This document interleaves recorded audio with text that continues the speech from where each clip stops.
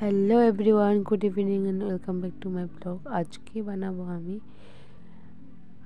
ইলিশ বাঁধাকপি। তো ইলিশ বাঁধাকপি রান্না করার জন্য এখানে একটা বাটা মাছও নিয়েছি।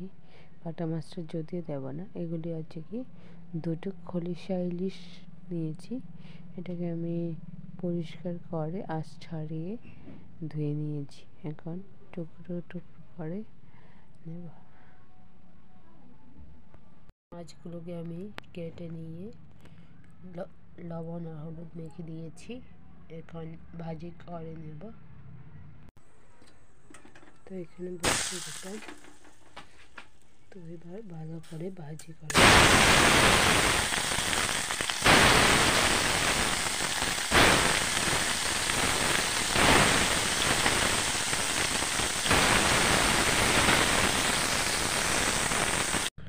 তো আমি এখানে সবগুলো উপকরণ নিয়ে নিয়েছি। এবার রান্না করতে কড়াইয়ে আমি মাছ ভেজেছিলাম, সেইখানেই আমি রান্না করব।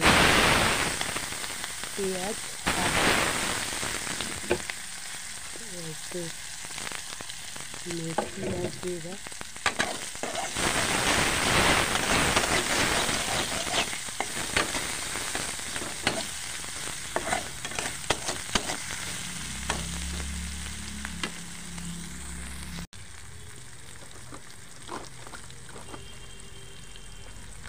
লবণ, গুঁড়া লঙ্কা, ধনে,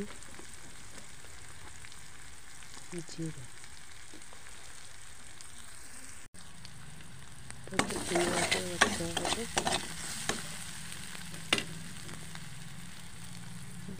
হলুদ,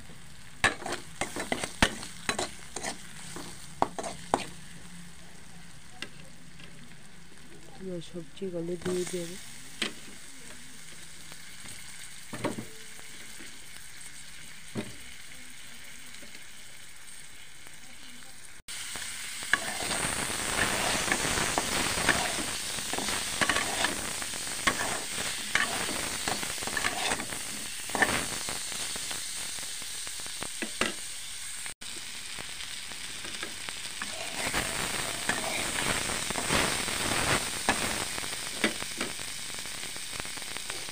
এবার দিয়ে দেবো বাঁধাকপি।